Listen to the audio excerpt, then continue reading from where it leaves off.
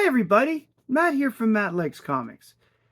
I've had a few people ask me recently, including Stephen Gentner, who asked me when I was on a live stream being interviewed by I have comic issues at Bryant, and he asked if I had if I had an intention of collecting more Golden Age books.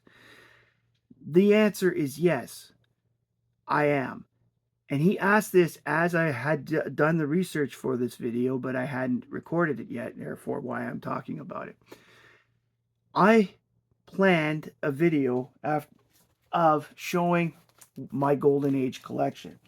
I have exactly 12 Golden Age books. That's it at the moment. There may be a Dell or two, but I didn't go through the Dells because I have a lot of them and they're spread out. So I may have a Dell or two and I may have a bigger Golden Age collection than I think. But these books here are definitely Golden Age and I definitely know they are. And I'm probably going to start keeping them separately from the rest of my collection just because I need a bigger box for most of those. I'm going to get a magazine size box, I think, for them. Anyway, I took all the books I had and I put them together. And what I did was I went and looked and tried to find as much information about the series and the particular books that I have. And I also know most of them. I know where they come from, whether they were given to me or who I bought them from or where I bought them. So I can give you that sort of information as well. Now, one thing that I found, some books have a lot of information, others have almost virtually none in terms of creators. I mean, the information is there for length of series and, of course, date of the issue, like the cover dates and all that stuff. And depending on which source you use, you can even get the release date on the Grand Comics database if you're looking there, and you can be able to get some of the information you need there. But it isn't always, as I said, fully completed. Grand Comics database, for example, for two of these books had absolutely no credits for anybody, which surprises me because of the company it's by. But I digress. Let us take a little trip back to the Golden Age and see what we've got. The first book I've got is Payoff 1 from August 1948 from DS Publishing. This series had only 5 issues, and I received this as a gift from the aforementioned Stephen Gentner as an A-OK, and I appreciate that. I appreciate everything everybody sends me. I don't get rid of it. I might replace the stuff in my collection and get rid of my old copy, but that's a different thing.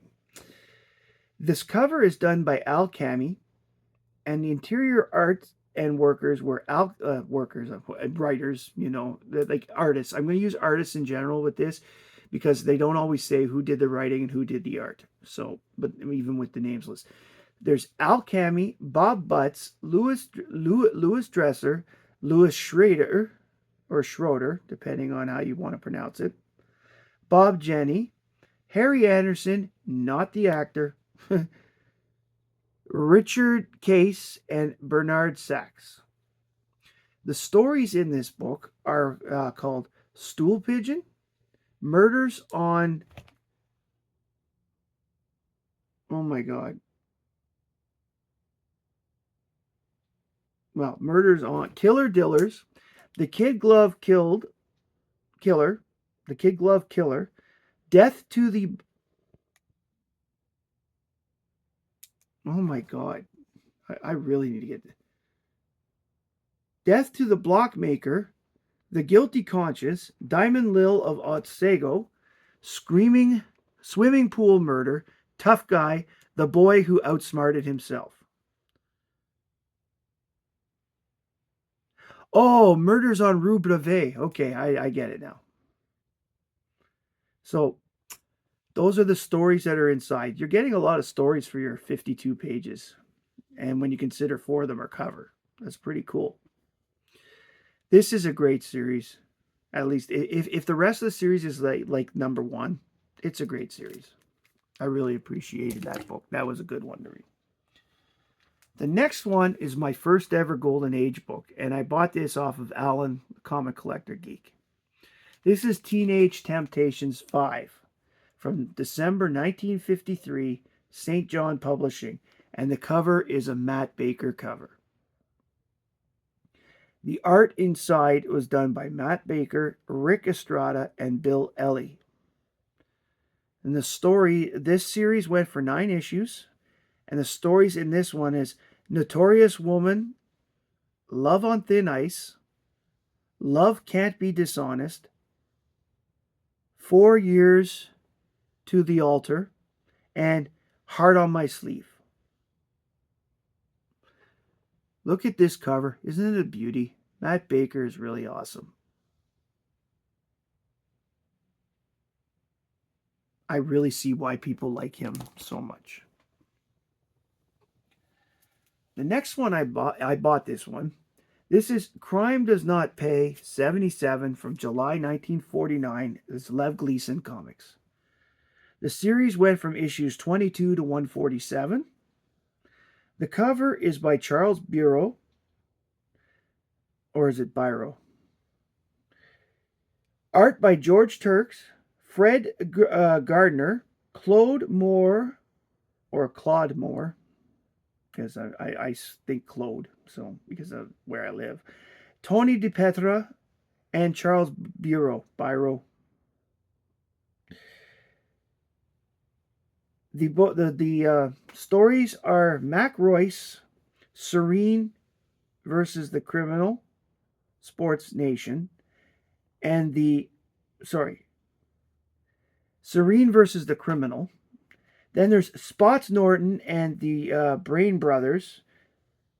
Again, is a story. Then there's the Police Detection Quiz, On the Lam, then Police Hall of Fame, Sheriff Ted Baker, and Who Done It. Those are the features that are in here. These things are. I am terribly sorry, but I thought I wrote them better. I guess it's not. The next one though is really cool. This was an AOK I received from my good friend Mike from Chonko Comics and Nerd Culture. This is Captain Marvel Jr. 34/35 from February 1946 in Fawcett. This is my only Fawcett book. And more importantly, it is key because the cover says this was the cover for issue 34, but the contents ended up issue 35. So what the company did was said, we're going to call this 35. 34 doesn't exist. And they went with it. This series went 119 issues. Of course, 118 if you count the fact that this is done. The cover is done by Bud Thompson. And the interior artists, the writing is done by Otto Binder.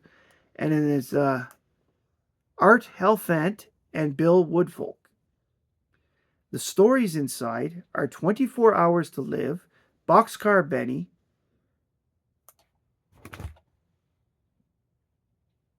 Rubber Use Ralph. Oh my God, I can't read this third one. The Return of Anthea, Ali's Father Talks Turkey, Opportunity Knocks, and the Underworld Tournament. Or Turnant. Oh, the Underworld Turncoat. Blah. So, it's a good book. It's a great book. I liked it very much. I was very, very, very happy to get this one.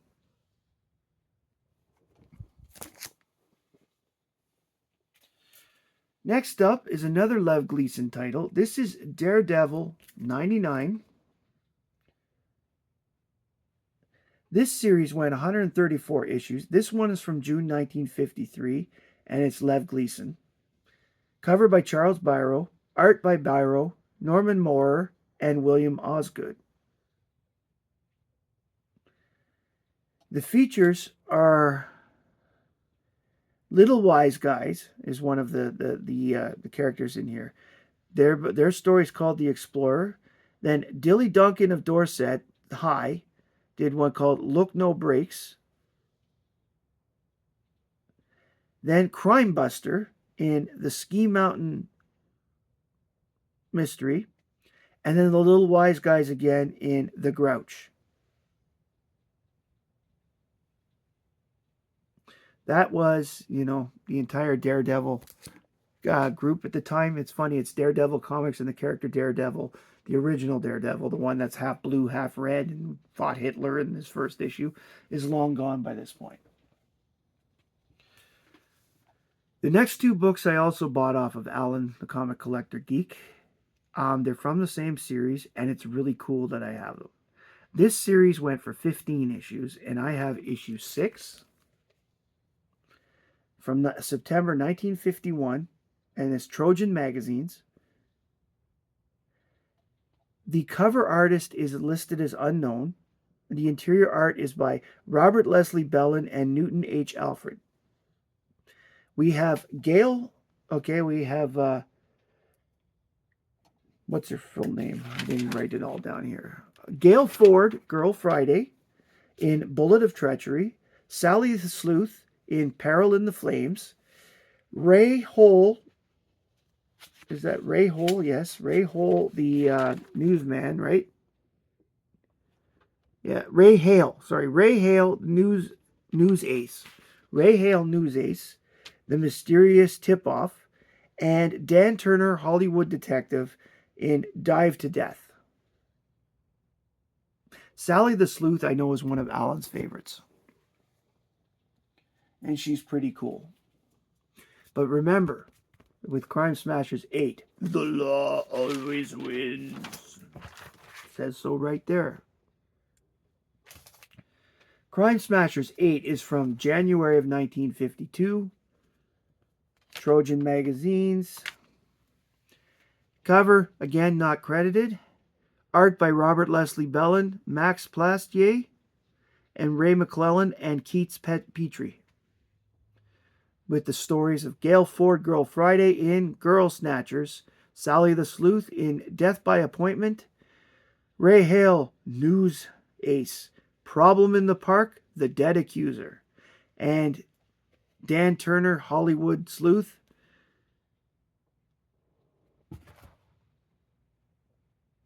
The Bean Trap Kill.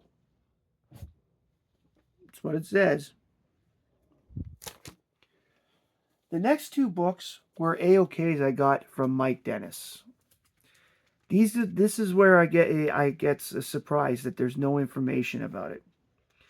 This is Fox and the Crow 1. Now the series went 108 issues and then became Stanley and His Monster, which was a feature that started in issue 96 that eventually took over the magazine.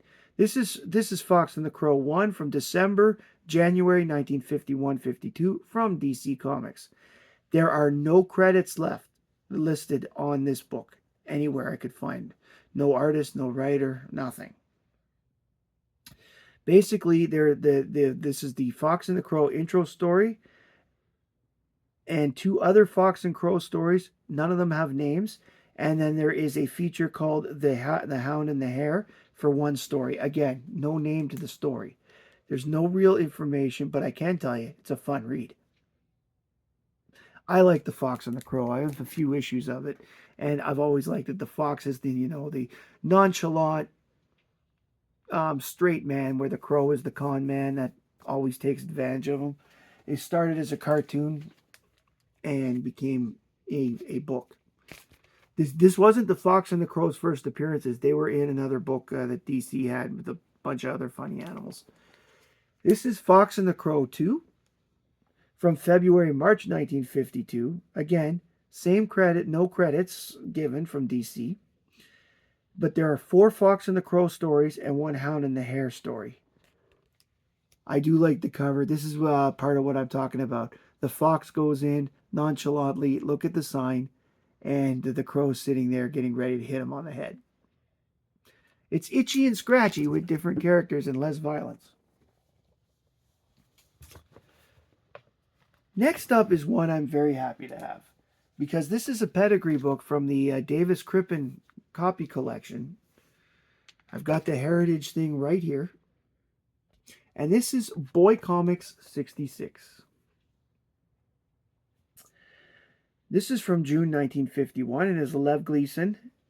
There were 116 issues numbered from number 3 to number 119.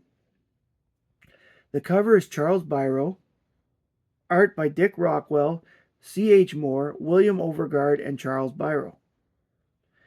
There's Crime Buster, Adventure to Danger, Genius Will Out, Talking Ways, Defy If You Dare, Dilly Duncan in Slide Dilly Slide, and the Little Wise Guys in the Private Bucks the Sergeant. This is a Korean War book, so I'm not surprised there's a bit of army stuff in it.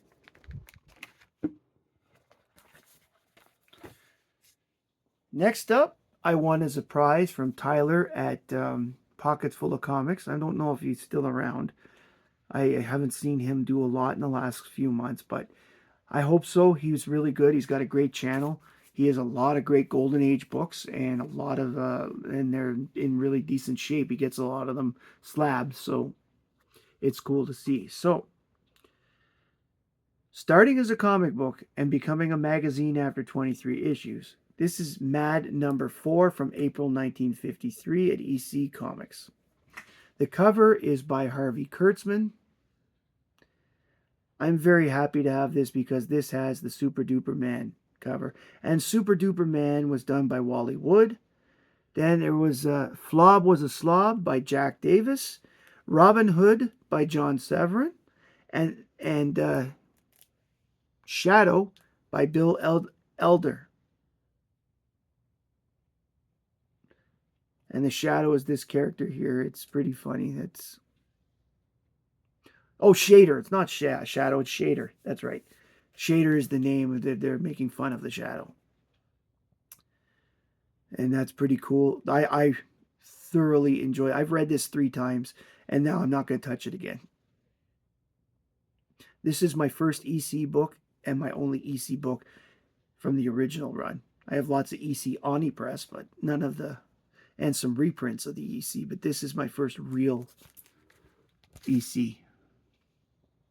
And the last one, my favorite Golden Age book.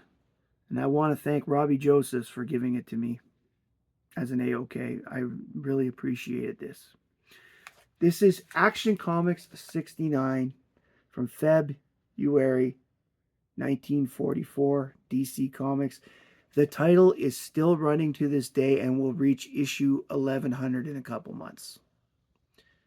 The cover is by Wayne Boring and Stan Kay. The Superman story is Lost and Found Mystery, and it stars the Prankster by Jerry Siegel and Ed Dobrokta, although credited as Schuster. The Vigilante story is The Little Men Who Were There, and it was written by Joe Samachson, and the pencils were done by Mort Meskin, and the inks by Joe Kubert. Yes, that Joe Kubert. The Congo Bill story was called Kangaroo Capers, and it was done by Edwin Small. Then there was a character called Americommando in a story called Trader's Bait, written by Joe Crane, and art by Bernard Bailey.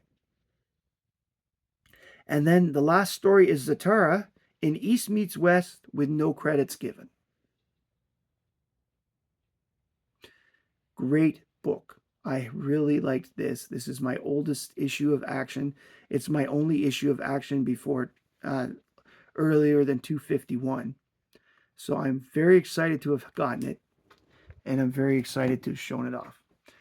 If you like this video, please like, comment, and subscribe below. If, like me, you're not a big Golden Age collector at right now, but you want to be, please let me know in the comments and tell me if you've got any 1 or 2 Golden Age books. I know some people out there like Chonko and Biggie Shack, Steven, Alan, the comic collector geek, have huge Golden Age collections. Aubrey, Robbie, Joseph, that kind of stuff. Those guys are amazing. It's the fact that they've got so many of them. It's really cool that they've had the patience and the resources to do so. I'm more of a Silver Age guy. I always have been. I'm a completionist to the end, and part of the reason I've stayed away from the Golden Age for so long was that it's hard to complete them. I was looking up for that Payoff series, for example. My comic shop only had 2 issues. One of them was one that I already have, and the other one was $740 for it, and it was a 2.0. So I need a little more resources if I'm going to get into Golden Age seriously like that. I can, however, afford a lot of the 50s books. It's the 40s and 30s books that would be a lot harder for me to find because, as I said, Golden Age goes up to the code, right? So there's a lot of Dell comics that fit in that era that I probably got 2 or 3, and a lot of them are only $5 to $10 a piece because Funny Animal comics, as we well know, are not exactly the biggest sellers on the market. Thank you very much for joining me today on this video and for putting up with my lovely reading skills. I really appreciate you taking the time to join me today. Thank you very much. My name is Matt. I like comics, and I hope you do too. Bye, everybody.